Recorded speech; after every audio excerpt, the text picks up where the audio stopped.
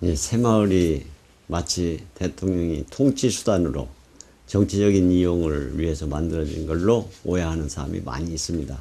근데 새마을은 그렇게 각본을 써가지고 정책 구상을 가지고 시작한 것이 아닙니다. 그것이 가장 기본적으로 잘못 인식되고 있는 부분인데, 박정희 대통령은 처음부터 나라를 자기 살림처럼 생각하고 이건 이렇게 해서 잘 살게 해야지 하는 그런 그 굳은 마음에서 시작되고, 농민을 잘 살게 하려면 어떻게 해야지, 농민이 스스로 노력하면 잘 살 수 있는 건데 저 사람들이 스스로 잘 살게 하려면 어떻게 해야지, 그런 생각에서 나온, 스스로 우러나와서 나 잘 살기 운동을 하겠습니다 하는 걸 도와주는 그런 운동이 새마을 운동이었습니다.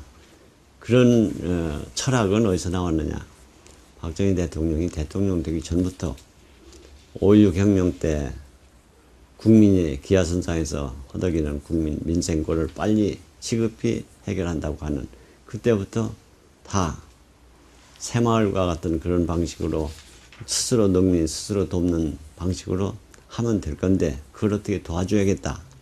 거기서 나온 거기 때문에 대통령께서 새마을 운동을 하자고 하는 계획서나 정책 지시를 가지고 한 것이 아니고, 농민이 잘 사는 방법으로 너희가 노력해보라. 농민이 하다 보면 농민주의 힘만으로 안 되는 경우가 생기죠. 그런 것을 지방정부가 도와줘라. 그리고 중앙정부도 도와줘라. 이렇게 해서 농민 잘 살기 운동을 뒷받침해 준 운동이 새마을 운동입니다. 처음에는 새마을 운동이 소득증대 사업으로 시작이 됐다고 보는 것이 정상일 겁니다. 농민이 잘 살게 하려면 농민들의 소득을 증대시키는 그런 일을 하는 게 좋겠다. 농민이 소득 증대를 하려면 농촌에 뭐가 있어 소득이 증대하느냐? 공장을 농촌에다 만들면은 현금이 농민 손에 들어가지 않겠느냐? 농촌에 공장을 많이 만들어라. 그걸 만드는 회사를 하나 세워라. 그것이 농어촌 개발공사입니다. 농어촌 개발공사를 만들라고 대통령께서 지시를 하셨는데, 그때 농어촌 개발공사를 반대하는 사람이 대단히 많았습니다. 왜 그러냐면은 농협에도 농산물 가공 기능이 있고 수협에도 수산물 가공 기능이 있는데, 농협 수협이 다 있는데 왜 또 농어촌 개발공사를 만들어서 그 업무를 나누려고 그럽니까? 반대들 했습니다. 그런 것을 대통령의 뜻이 그런 데 있지 않고 농수산물 가공 공장을 지방 곳곳에 만들어 놓으면 거기 지방민들이 원료를 납품하고 또 심부름하고 공장에 가서 일하고 그러면 소득이 생기지 않겠느냐. 그런 대통령의 깊은 마음을 왜 모르느냐. 농협 수협이 제대로 했으면 지금까지 이렇게 못 사느냐. 그래서 농어촌 개발공사를 만들고 이렇게 운영하는 것이 좋겠습니다 하는 안을 제가 대통령께 보여드린 겁니다. 네, 그걸 한번 보여드렸죠. 이것이 농어촌 개발공사 설립 구상입니다. 이걸 처음으로 차트로 해서 이렇게 요거 하나하나를 차트로 만들어서 대통령께 보고를 드렸습니다. 이 보고를 들으시고 대통령께서 이렇게 농어민이 그렇게 하면 돈이 좀 생기겠네.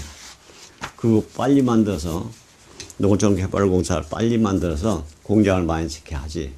이게 처음 지시입니다. 그러니까 농민에게 현금이 돌아가는 사업을 시키는 첫째 지시가 농어촌 개발공사가 만들어져 가지고 공장을 농촌에 지어서 그 공장에서 일하고 공장에다 원료 납품하고 그렇게 해서 농민에게 현금이 돌아가는, 그것이 첫째 시작이고, 이제 그걸 이제 그러면 농민에게 공장과 어떻게 연결하느냐 하는 것은 그 당시에 질문이 이제 지시가 안 계셨죠.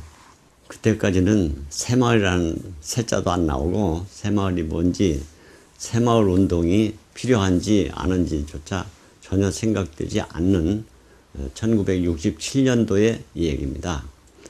1967년도에 농촌에다 공장을 세워서 농민에게 현금이 돌아가게 하자. 이것이 대통령의 생각뿐이었습니다. 근데 공장을 만드는 것까지는 하셨는데 농민에게 공장과 연결하는 방법은 말씀이 안 계셔서 그래서 제가 주무 과장으로서 농민들에게 거기 소득증대 사업을 시켜서 공장에다 납품하도록 하면은 체계적으로 공장과 농민과 연결이 되고 현금이 농촌에 돌 것 같습니다. 하고 건의드린 것이 농어민 소득증대 특별사업계획입니다. 그 책을 내가 보여드리죠. 이것이 처음 나온 1968년에 처음 나온 농어민 소득증대 사업계획입니다. 이 사업계획을 보시면은 박 대통령께서 농촌에 몸소 뛰어 들어가서 일하는 그런 사진이 나와 있고, 이 사업에서 가장 성공한 사람이 하사용 씨라고 성공농가인데, 그 하사용 씨 사진을 내가 여기다 끼워놨습니다. 이걸 1년 후에 이 사람이 성공농가로 나타난 겁니다. 하사용 씨. 지금 80이 넘은 사람인데 아주 정정합니다. 그런데 이 책을 왜 여기서 보여드리냐면은 사업계획마다 이렇게 되어 있습니다. 사업비 소요가 총 얼마냐. 그 중에 각각 부담할 사람이 국고가 얼마 부담하고 지방비가 얼마 부담하고 그리고 중장기 융자금 그런 것이 다 또 양곡, 그때는 PL480 양곡 지원이 컸습니다. 예산 이외에 양곡이, 그리고 농어촌 개발공사가 얼마 되느냐, 이런 걸 다 지원으로 사업을 할 수 있게 하고서도 마지막에 자기 자력 부담을 넣습니다. 자력 부담을 20% 정도를 넣어라. 자기 돈이 안 들어가면 열심히 하겠느냐. 자기 돈이 들어가야 열심히 한다. 스스로 자기 돈을 넣고서 투자를 하고 자기가 거기서 소출을 많이 내려고 열심히 노력하는 사람이 성공을 하지, 공껏 주어서 그냥 해도 돼도 그만 안 돼도 그만한 사람은 성공할 수가 없다. 이래서 농특사업이 스스로 돕는 자를 돕는 사업계획으로 된 겁니다. 이것이 새마을운동의 새마을 정신의 시초라고 볼 수 있습니다. 처음에 새마을 되기 전에 농어민 소득증대 특별사업 계획을 만들 때 그 시장에 가지고 나가면 팔리는 물건만 장려를 했습니다. 제일 잘 팔리는 것 그때는 이제 명주실이니까 양잠하는 거, 젖이 잘 팔리니까 젖소, 그리고 한우 비육하는 거, 양송이 기르는 거. 제일 많았던 것이 비닐하우스입니다. 비닐하우스 속에 겨울철에 눈 오는데도 상추가 나오고 토마토가 나오고 하는 그런 비닐하우스 농업. 이런 것들 34가지 작목을 장려를 하고 거기 사업계획에 넣어주고, 그걸 하는 사람들에게는 정부가 국비로 공으로 주고 또 지방비가 공으로 또 돈을 대주고 하는 사람 격려하기 위해서, 그리고 융자금도 절이지만은 농협에서 융자금도 주고, 이런 PL480을 공으로 주는 겁니다. 보사부에서 주는 거, 그런 것도 있고. 그러고도 이제 자기가 20% 정도는 자기가 부담하는 걸로, 자기 돈이 있으면 돈을 내고 돈이 없으면 자기 식구들 총동원해서 노동부담이라도 해서 자기 것이 들어가는 그런 계획으로 만드는 것이 농특사업, 농어민 소득증대 특별사업인데, 이 농특사업이 농촌에 현금을 돌아가게 하는 그런 사업이었고, 참여농가가 1년 하고 나니까 소득이 늘어나고 2년 하니까 많이 늘어나고, 이걸 보고서 농특사업 3년째부터 그거 시켜달라고, 나도 좀 농특사업에 참여시켜달라고 하는 사람이 많아졌습니다. 이것이 새마을운동의 싹이라고 볼 수 있습니다. 있었습니다. 시행착오가 많이 있었죠. 가령 앙고라 토끼를 기르면 많이 팔릴 줄 알았는데 토끼가 하나가 병들으니까 다 싹 죽어버려서 큰 낭패도 받고, 송어 양식을 시켰는데 송어 요즘 순천에 가면 많이 있죠. 맛이 좋은 고기인데 송어 양식 기술을 몰라가지고 한 웅덩이다 다 넣고 키웠더니 큰 놈이 작은 새끼를 다 잡아먹어서 늘어나지 않는 거예요. 그래서 실패했죠. 요즘은 다 물 웅덩이를 너댓 개씩 만들어가지고 사이즈별로 이렇게 넣습니다. 그러니까 잡아먹을 수가 없죠. 이렇게 성공하는데 그때는 실패했어요. 또 하나 실패한 건 내가 크게 실패해가지고 제가 책임지고 공무원 그만두겠습니다 하고 보고 드린 일이 있어요. 낙교라고 일본 사람들이 좋아하는 낙교라는 게 있습니다.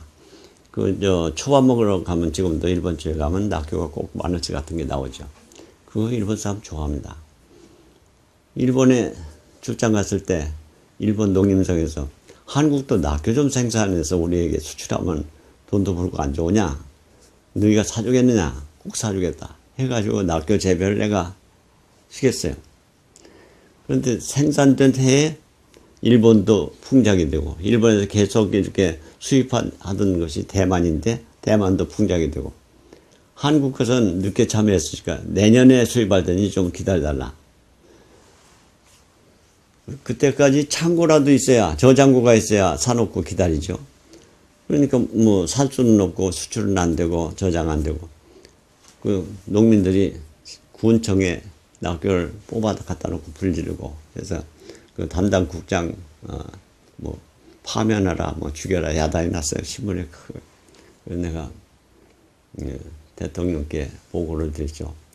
농특 사업 해보니까 이렇게 잘 된 것도 많이 있는데 이렇게 실패한 것이 3가지가 있습니다. 실패한 것 중에 이 낙교 사업이 제일 큰 실패를 했는데, 이건 제가 책임질 수밖에 없습니다.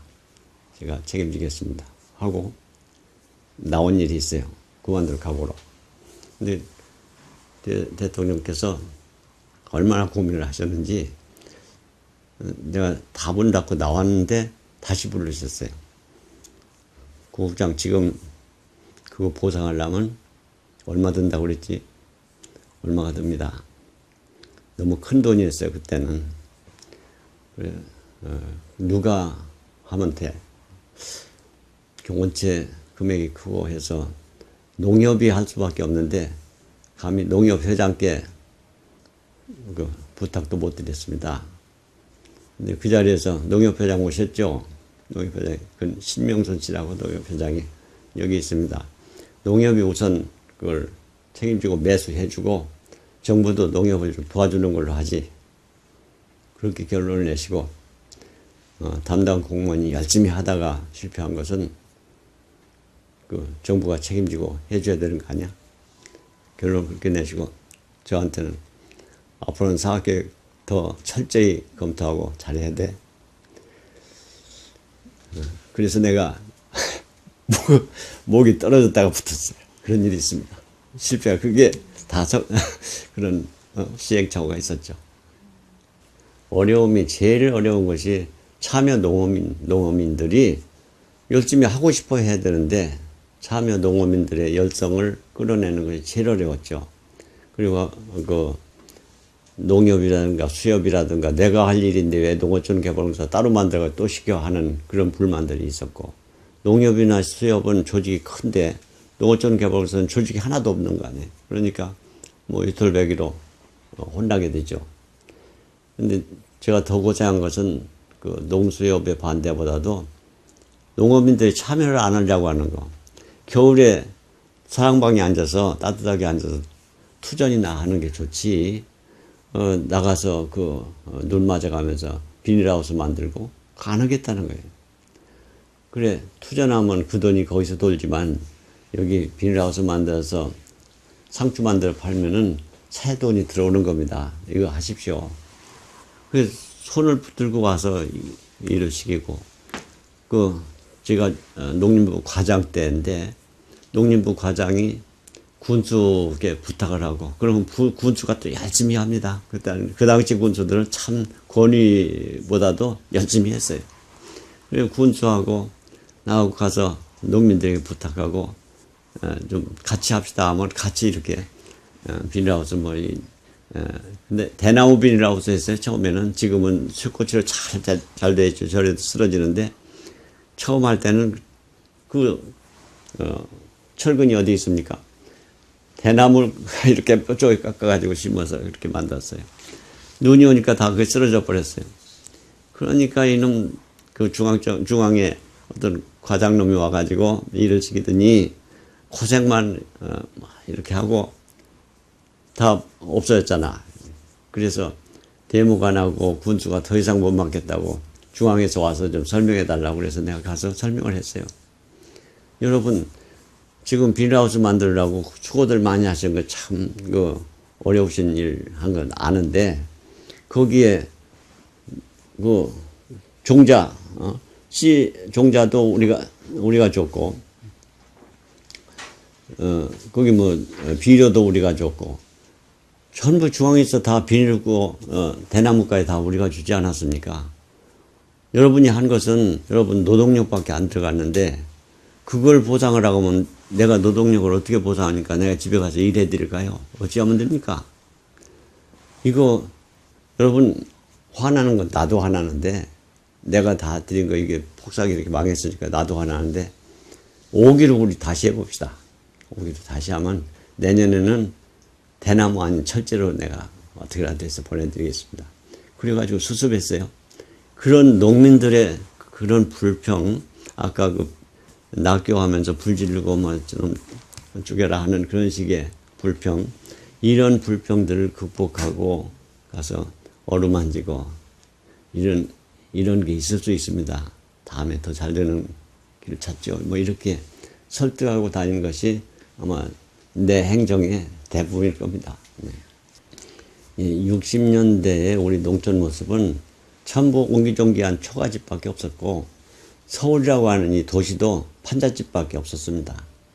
그러니까 서울에 오나 지방에 가나 참 그렇게 쫄쫄이 못 사는 그런 것만 보고 살았는데 60년대뿐만 아니라 73년까지도 북한이 우리 대한민국보다 더 잘 살았습니다. 그런 속에서 투쟁한 겁니다. 북한은 얘기하지 하는 생각으로 투쟁적으로 참 이런 사업을 정성스럽게 한 겁니다.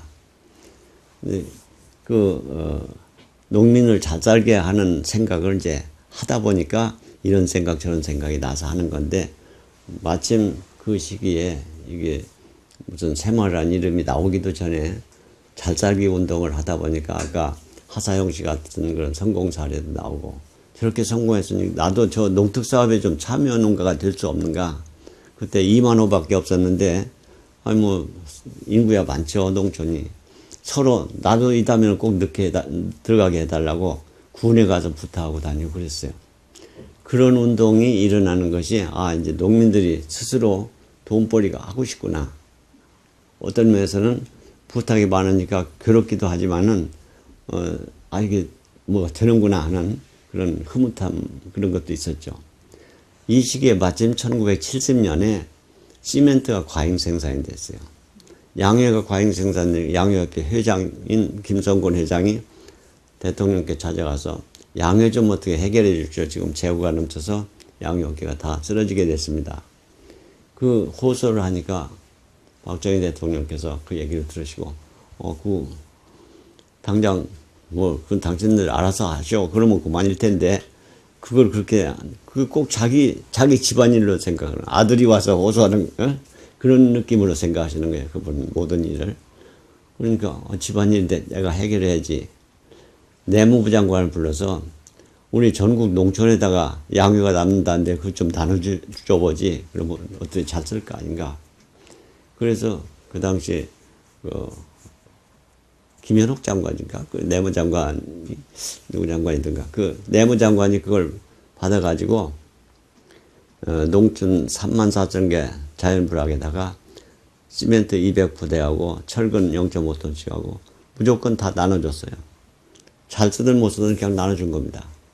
그러다만 그 당시 내무부, 지금 행정안전부에서 시범사업 10개를 골랐어요. 도로 내는 거 이렇게 내는 게 좋다. 교량 놓는 거 이렇게 놓는 게 좋다. 우물 만들어 이렇게 만들어. 이런 것들을 시범사업 10개를 해줬어요. 그리고 1년 지나서 평가교수단들이 잔뜩 나가서 50명인가 되는 평가교수단들이 농촌마다 다니면서 평가를 해봤어요.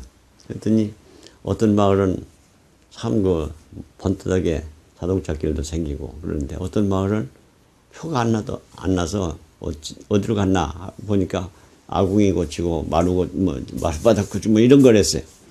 이래서 그 사실을 그대로 평가교수단 보고회의가 있었는데 그때 그걸 대통령께서 들으시고 전혀 화내시는 게 아니고 그래 그러면 잘한 마을이 18,000마을은 있네. 그럼 18,000마을 거기만 더 도와주지. 스스로 잘하려고 하는데 도와줘야 되는 거 아니야. 그렇게 해서 그 다음에는 나머지 16,000마을은 아무것도 안 주고 18,000마을 그러니까 길 내고 뭐 교양 놓고 거기에 또 200불 또 줬어요. 그러니까 그 마을은 더 발전할 거 아닙니까? 그걸 나눠 쓴 마을은 그냥 있고 이래서 격차가 생기니까 아이고 새마을 그것 좀 나도 하고 싶다 이렇게 돼서 농촌에 새마을을 하겠다는 경쟁이 또 붙었습니다. 그것이 이제 처음 시작할 때는 다 기초마을이고 스스로 움직이는 마을은 자조마을이고 그 자조마을이 잘 돼가지고 이제 살 만큼 지분 개량도 하고 그러면 이제 자립마을이 되고 이렇게 새마을이 바뀌어지는 겁니다. 그런 새마을 사업을 새마을 가꾸기 사업이라고 내무부에서 이름을 붙여서 했죠. 반대 잘 살게 되는데 그 길 내고 교량 놓고 우물 만들고 좋아지는데 반대가 안 생기죠. 오히려 그걸 누가 하느냐. 처음에는 그 이장님이 하십시오. 이장님이 내가 나이도 많고 나 못하네. 젊은 사람이 하지. 해가지고 제대군인 중에 한 사람을 자네가 능력이 있으니까 지도자가 되게. 그래서 새마을 지도자, 농촌 지도자가 생긴 겁니다. 그 지도자가 열심히 자기가 몸으로 뛰고 하니까 뭐 아주머니도 따라가고 아저씨도 따라가고 이래서 같이 하고 있는데 그렇게 하는 운동에 누가 그걸 반대하겠습니까? 농촌에서? 차라리 안 나오면 안 나왔지. 안 나오면 아주머니들이 손가락 찌를 거 아니에요? 저 사람은 안 나온다고? 그거 반대에 있을 수가 없었어요. 서로 우리 마을 잘 만들기 위해서 사람에 따라서는 자기 논이 길 내려니까 논이 들어갈 거 아니야, 논밭이. 논밭 들어가는데 자투리 땅을 다 그냥 내줬어요. 우리 땅 그냥 길 내라고.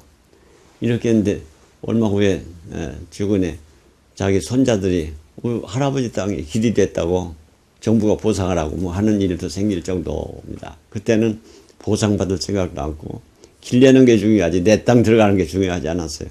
그게 이제 새마을 운동이 처음 성공하기 시작하는 그런 모멘트가 아니었나 생각합니다. 아까 농림부에서 하는 소득증대 사업은 농특사업지구의 주민들이 도시근로자 소득보다도 원래는 농촌 소득이 도시근로자 소득의 뭐 60% 많은 데는 80% 수준 이렇게 격차가 많았는데 농특사업지구의 농민들은 도시근로자 소득보다 20%가 많은 120% 이렇게 돼요. 그러니까 잘 살게 되니까 서로 좋아하고 서로 참여하려고 그러죠. 그래서 새마을 하면서 저 마을은 깨끗해졌는데 우리 마을은 이렇게 그러면 늦게라도 우리도 하겠습니다 하고 오죠. 오면 그 마을에도 시멘트 또 주고 철근 주고 이렇게 하니까 다른 마을은 자립마을이 되는데 그때서 자조마을이 되는 마을도 있고 기초마을에서 서로 이제 농촌 불황민들끼리 싸우고 왜 우리는 안 해가지고 이 모양이냐고 뭐 이장님이 왜 이러고 그런 불평이 오히려 생기면 생겼지 왜 새마을을 왜 강제로 시키느냐 그런 사람은 강제가 아니니까 강제로 그런 말은 불평이 있을 수도 없고 없었습니다.